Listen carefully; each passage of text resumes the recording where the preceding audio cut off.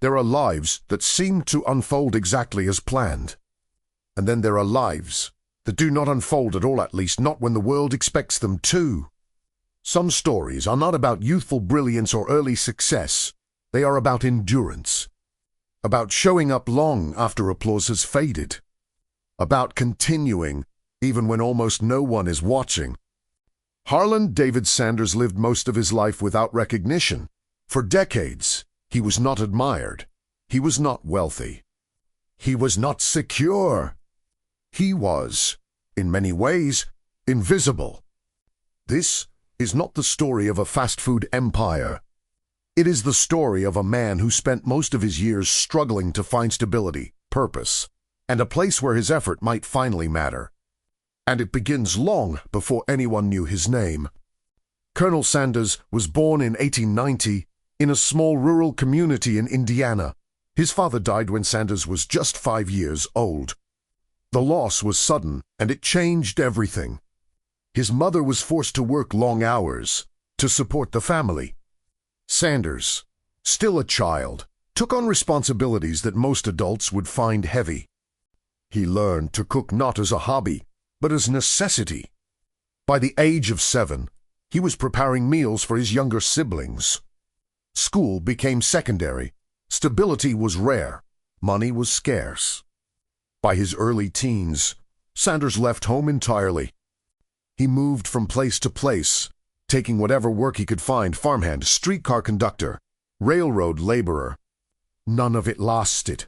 There was no clear direction, no mentor, no sense that he was building towards something. Only survival. As Sanders entered adulthood, a pattern began to form. He tried many professions, and he failed at most of them. He worked as a blacksmith's helper. He sold insurance. He attempted law through correspondence courses, only to abandon it after a violent dispute with a client. He opened a ferryboat business, then lost it when a competing bridge was built. He invested in a tire company that collapsed. Each attempt ended the same way: disappointment, debt. Starting over. By his 30s and 40s, Sanders was not a rising man. He was a drifting one. The world around him was modernizing, accelerating, and he was falling behind. There is no evidence that he believed greatness awaited him, only that he kept trying to earn a living. By middle age, Sanders had a family, and with that came pressure. He was no longer a young man with time to experiment. Each failure now carried greater weight. In his 40s, he worked as a service station operator in Corbin, Kentucky. It was not glamorous, but it was steady. And it was here almost accidentally that something unusual happened. Travelers began asking if there was somewhere nearby to eat. Sanders started cooking simple meals in the back of the station: ham, steak, fried chicken. He served them at a small table. Then another. What began as convenience slowly became reputation. People talked. Drivers returned. Word spread along the road. For the first time in his life, something Sanders did was consistently appreciated. Eventually, Sanders expanded beyond the service station. He opened a small roadside restaurant, later a motel. He refined his cooking, especially his chicken. He experimented quietly, methodically, with herbs and spices. This was not innovation driven by ambition. It was craft driven by care. By his early 60s, Sanders had achieved modest success. Not wealth, not fame, but dignity. In 1935, the governor of Kentucky gave him the honorary title of colonel for his contributions to state cuisine. It was a kind gesture, symbolic more than transformative. Sanders continued working long hours, cooking, managing, cleaning.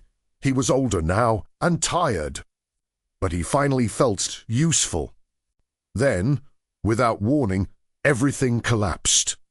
In the early 1950s, a new interstate highway was built. It bypassed Corbin entirely. Traffic vanished. Customers stopped coming. Sanders' business's life's most stable achievement became unsustainable.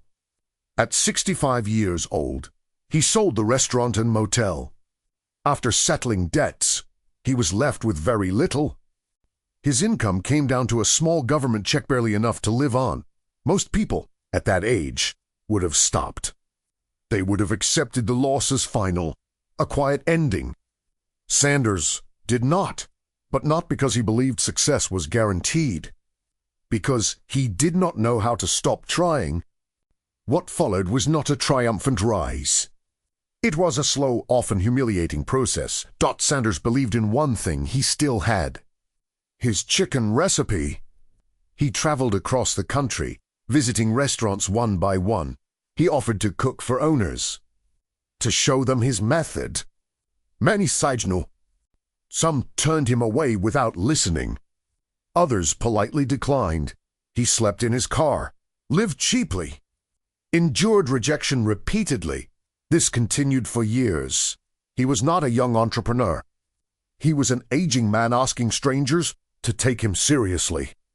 There is no record of him enjoying this period, only enduring it. Gradually, a few restaurant owners agreed. They served the chicken, customers responded. Agreements were made, simple ones. A few cents per chicken sold. Nothing dramatic, but it was enough. Slowly, steadily, the idea spread.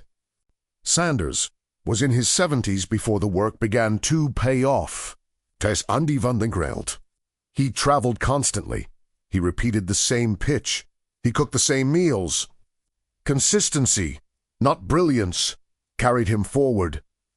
By the time Kentucky Fried Chicken became widely known, Sanders was already an old man. The image the world would later recognize: the white suit. The calm authority came after decades of uncertainty. But the meaning of his life was not found in wealth alone.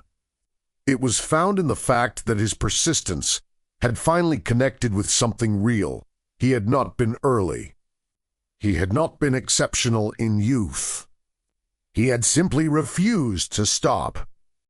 Harland Sanders lived long enough to see his work matter. Not because he was destined for success, but because he endured obscurity without surrendering effort. His life reminds us that meaning does not always arrive on schedule, and that being overlooked is not the same as being finished. Some lives begin quietly and only make sense at the end.